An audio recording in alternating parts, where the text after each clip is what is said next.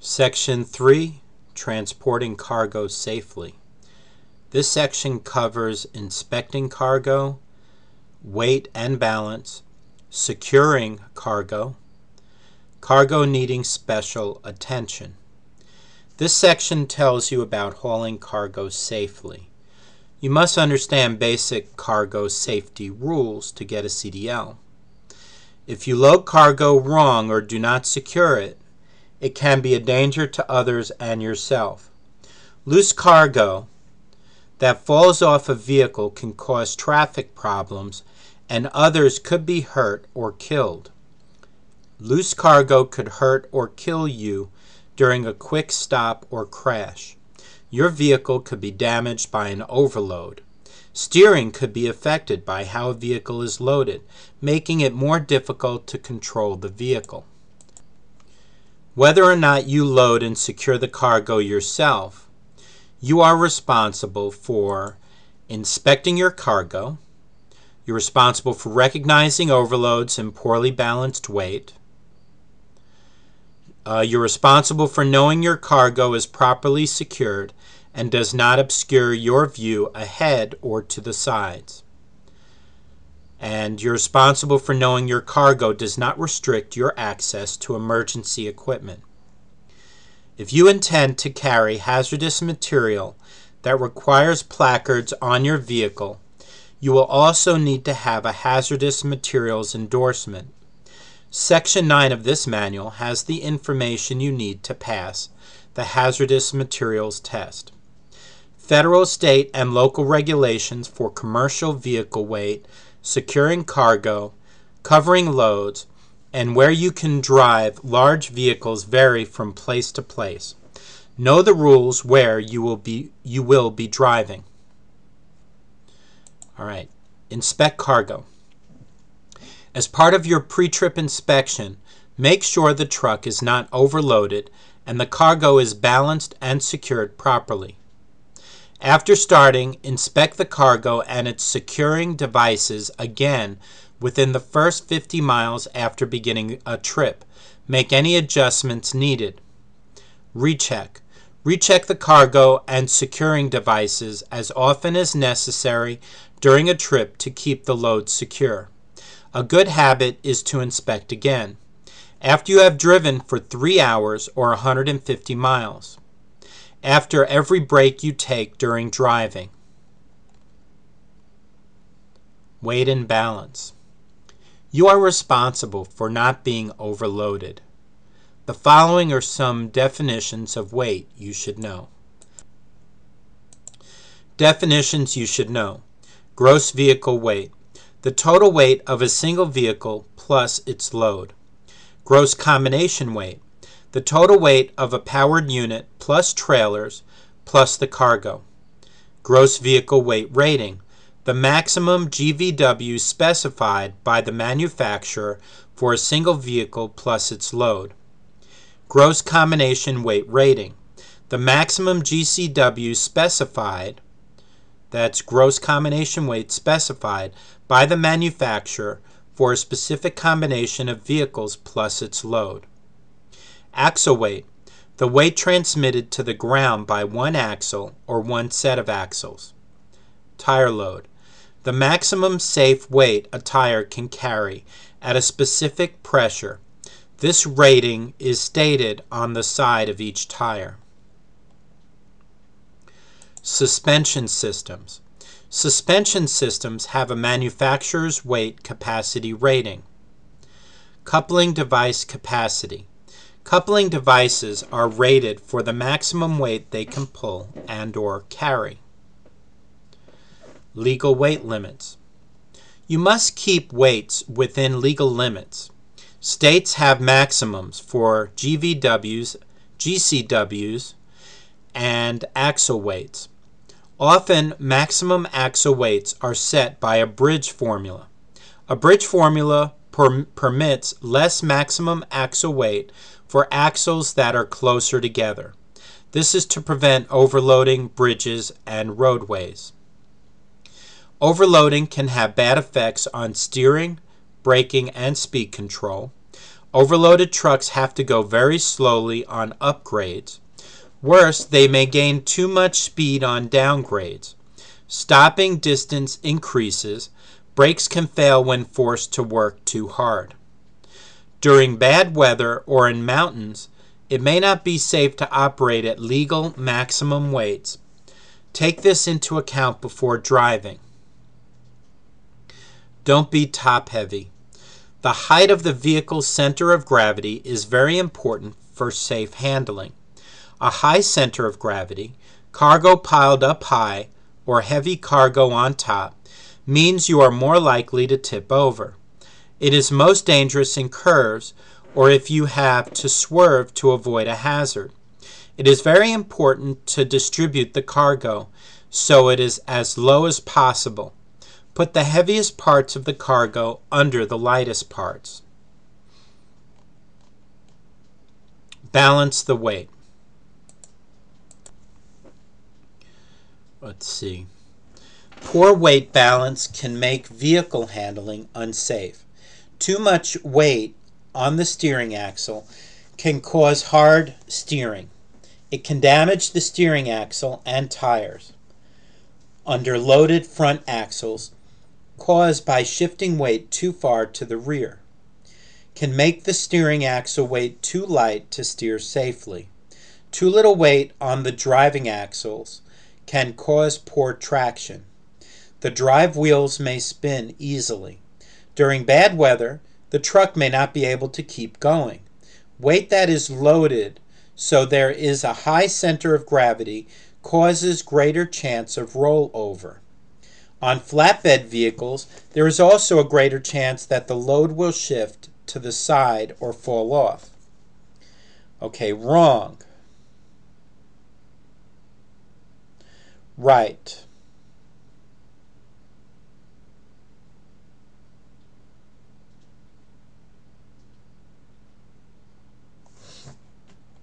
Securing cargo. Blocking and bracing.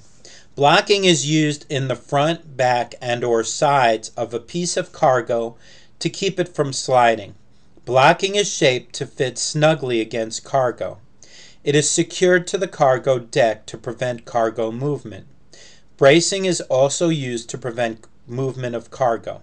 Bracing goes from the upper part of the cargo to the floor and/or walls of the cargo compartment.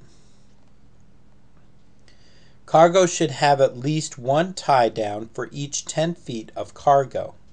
Make sure you have enough tie downs to meet this need. No matter how small the cargo is, there should be at least 2 tie downs holding it. Okay, cargo tie down. On flatbed trailers or trailers without sides, cargo must be secured to keep it from shifting or falling off. In closed vans, tie downs can also be important to prevent cargo shifting that may affect the handling of the vehicle. Tie downs must be of the proper type and proper strength. Federal regulations require the aggregate working load limit of any securement system used to secure an article or group of articles against movement must be at least 1/2 times the weight of the article or group of articles. Proper tie-down equipment must be used, including ropes, straps, chains, and tensioning devices, winches, ratchets, clinching components. Tie-downs must be attached to the vehicle correctly. Hooks, bolts, rails, rings.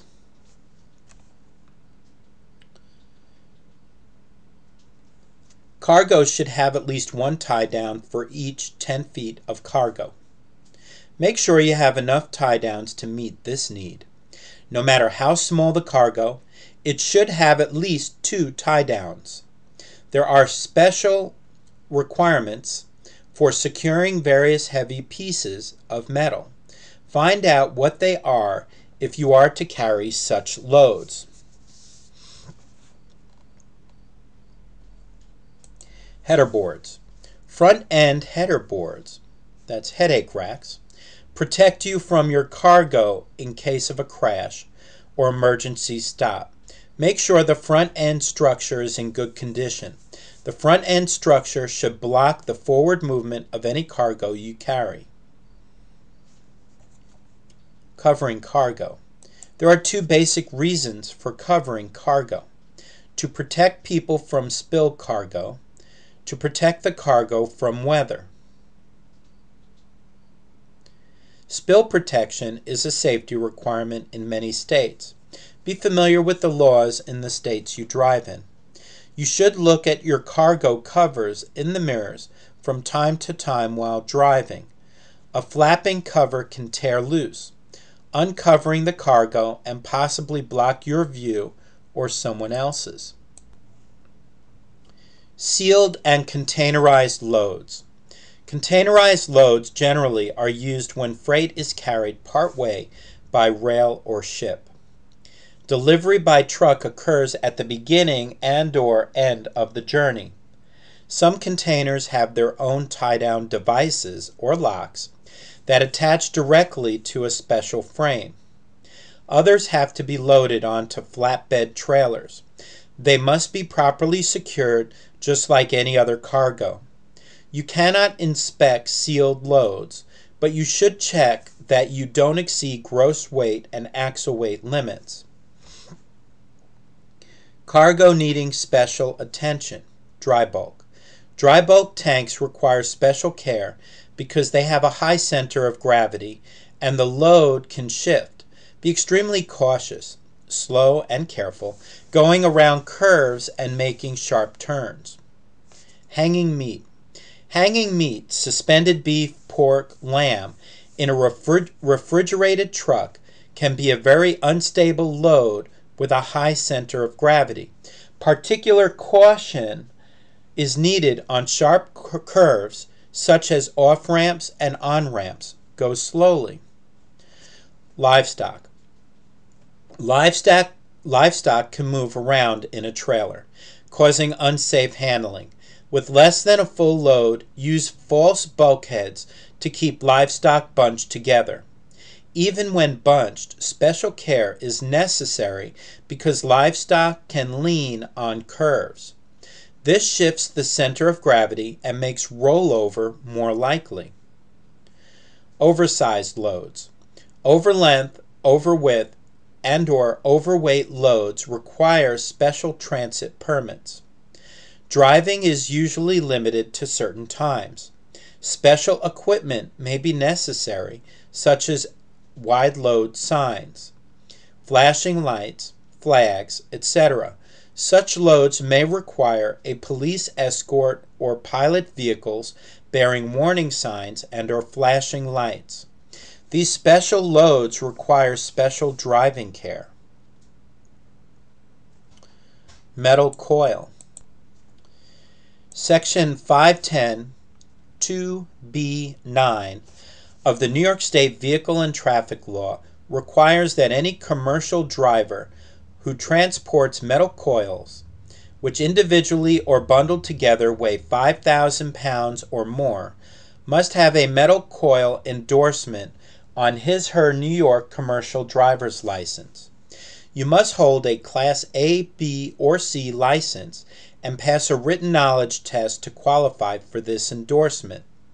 The written test is based on the material presented in the driver's manual for the safe securement of metal coils and other cargo, and the working load limit, WLL table, MV-79C. This manual, which includes the WLL table, can be obtained in motor vehicles offices and is available for download. Section 3. Test your knowledge. Number 1. What 4 things related to cargo are drivers responsible for? Number 2. How often must you stop while on the road to check your cargo? 3. How is gross combination weight rating different from the gross combination weight? 4. Name 2 situations where legal maximum weights may not be safe. 5. What can happen if you don't have enough weight on the front axle? 6. What is the minimum number of tie downs for any flatbed load? 7. What is the minimum number of tie downs for a 20-foot load? 8. Name the two basic reasons for covering cargo on an open bed. 9. What must you check before transporting a sealed load? These questions may be on your test. If you can't answer them all, reread Section 3. This completes Section 3. Thank you for listening.